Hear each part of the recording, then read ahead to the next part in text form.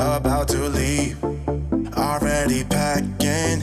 Come with me, I'm not really asking. We'll get away to a place where we don't know. About to see the world in action, what we can be, life with no distractions. We'll get away, this is what we waited for. Take my hand, we'll make it somehow. We can't miss out. I'm done living life with the lights out, die with my own doubts. Be free with me. Let's be free with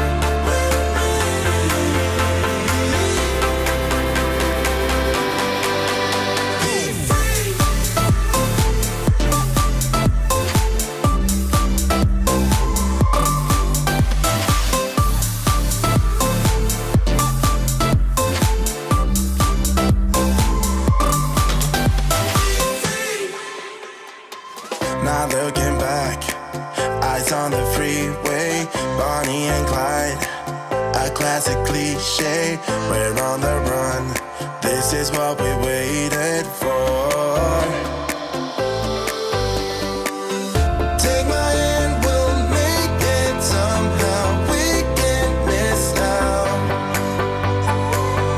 I'm done living life with the lights out, die with my own doubts. Be free.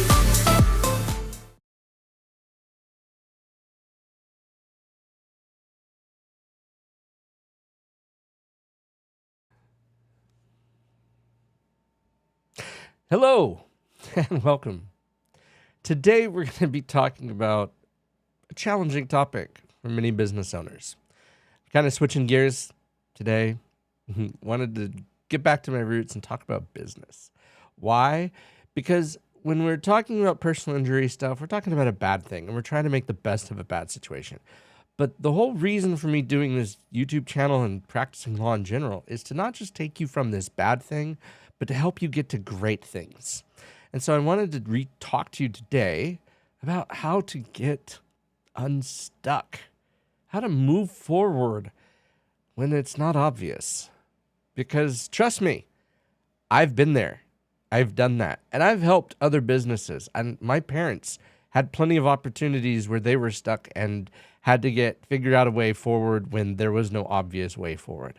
So what I'm trying to get at here is that I understand your pain. I understand your frustration. So I don't want you to feel like that this is some academic discussion about it and that it's not based in real life. Because everything I've done, while I do have the academic degrees to go with it, I've certainly been on the receiving end of it not. And all the academic and even some of the practical advice in the world won't help you move forward if it's not done correctly. So we're going to talk about that. If you're new here, my name is Taylor Darcy from Think Legal, where I help businesses and people thrive. I go live Monday through Friday, except for holidays, and I need a break occasionally. But I'm here usually. Please stop by. Get your questions answered. I'm here to help. That's the point. If you catch it on the replay, make sure to leave a comment. Let me know. If you have any questions, I'm happy to answer them. I look forward to working with you. Let's get started, shall we?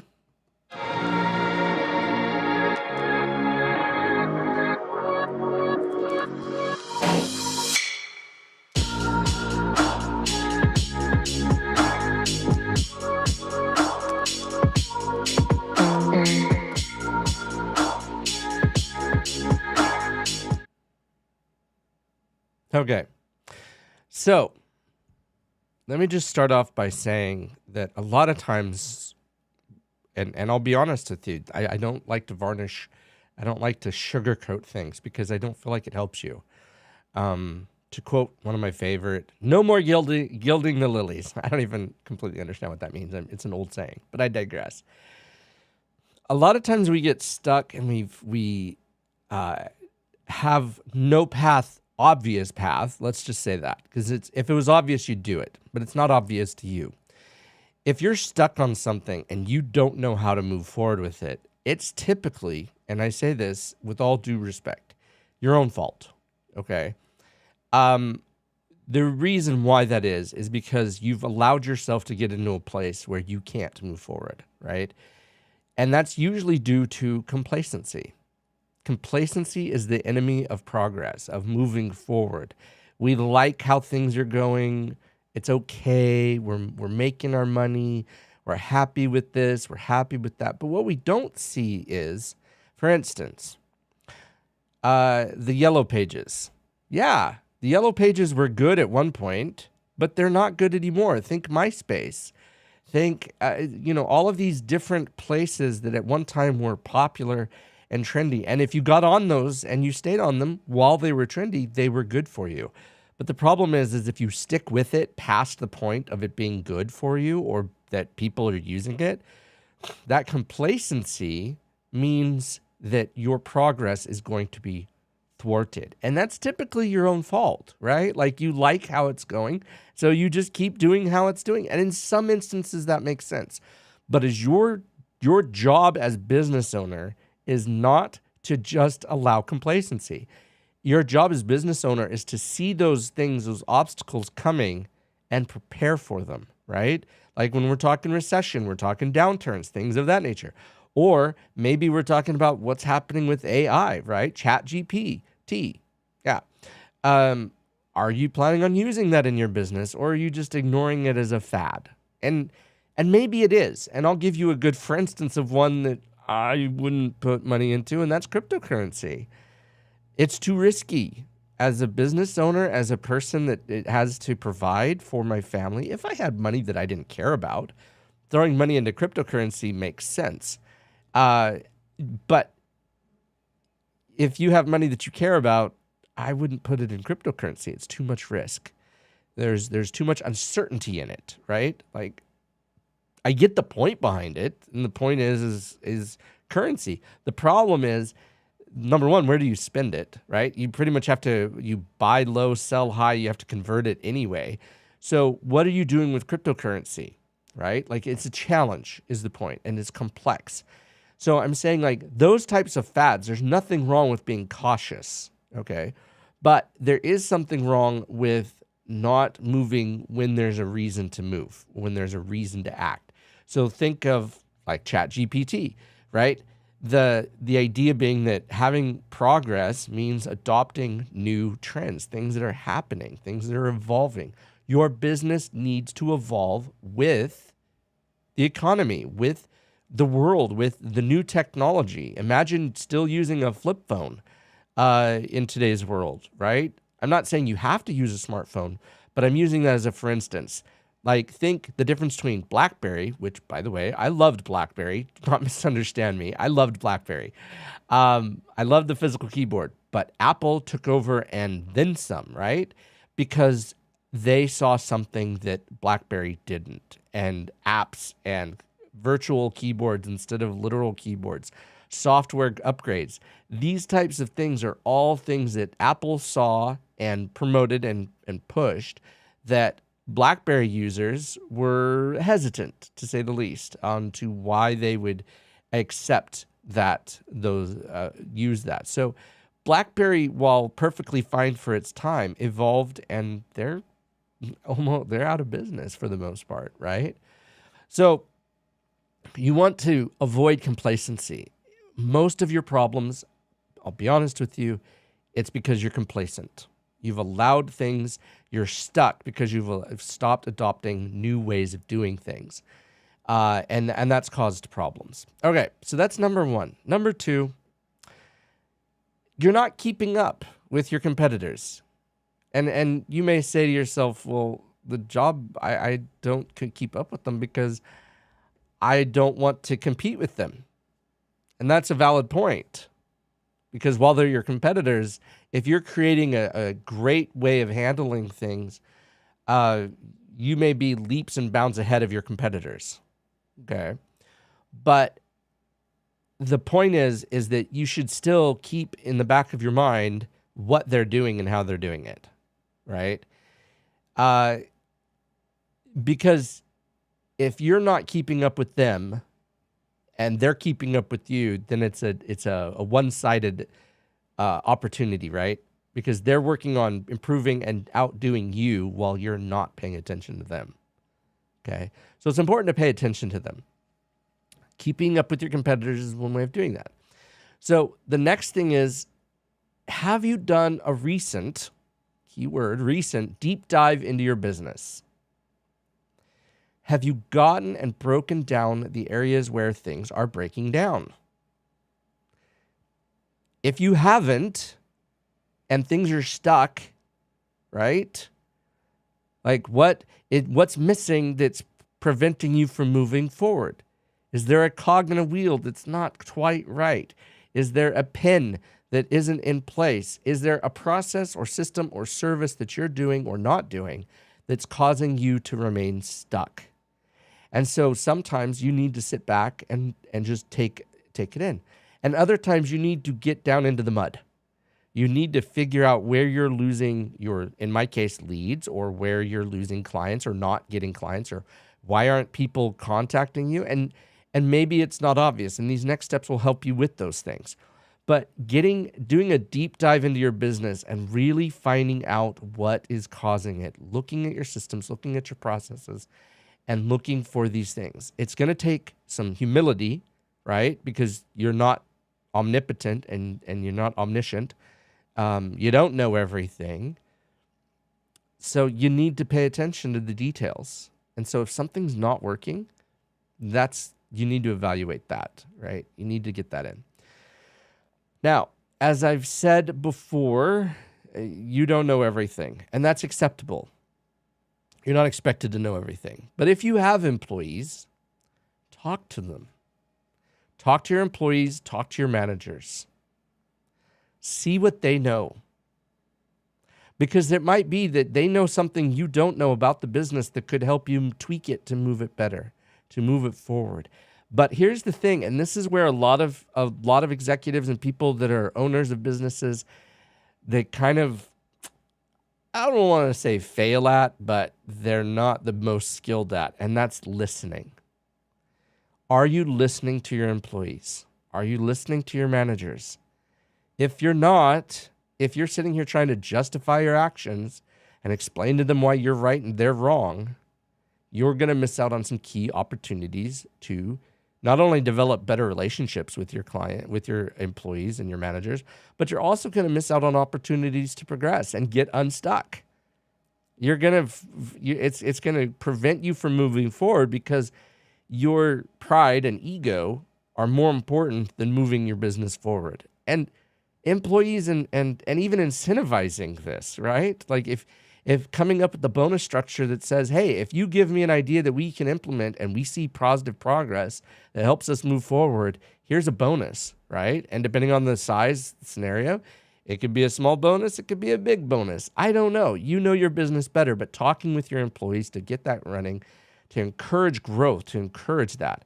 There's nothing more frustrating, and I'm speaking from personal experience, that as an employee, you have all these great ideas that you want to share, but then number one, feeling like you're not being listened to when you do share that, and number two, being taken advantage of. I share an idea that could help your business be better, and you're not willing to share some of the money that I'm helping generate from that, besides obvious, I get more work, right? Like that doesn't incentivize things. That doesn't help you progress, move forward. So if you help your employees, they will help you. If you treat your employees equitably and fairly, they will help you move your business forward, whether you're the CEO, whether you're the owner, or whatever. If you treat them like junk and you don't listen to them, one, you're going to miss opportunities, and two, you're going to lose employees fast. Okay, the next thing is talk to your clients or customers. You don't know everything that they want or potentially want. And just because you think you know doesn't mean you actually know. So talking to your clients, pick up the phone, ask them how you're doing, ask them if there's anything you could be doing better. This takes humility. You need to take your ego out of it. Okay? You need to sit here and go, the progress of my company is more important than my ego. The success of my company is more important than my ego. Okay? Now, in some instances, it could be appropriate to poll your clients if you want to get a wide range of ideas. But I'll be honest with you, you're going to get a lot of people that don't respond, or if they do respond, it's going to be tangential. It's just going to be kind of meh. So by talking to your clients, right, you're going to establish a better relationship. And on top of that, it's going to give you more information than if you do it. That's number 5. Number 6, reevaluate your goals. Maybe when you started out doing something, it made sense. Something made sense. And now it doesn't anymore.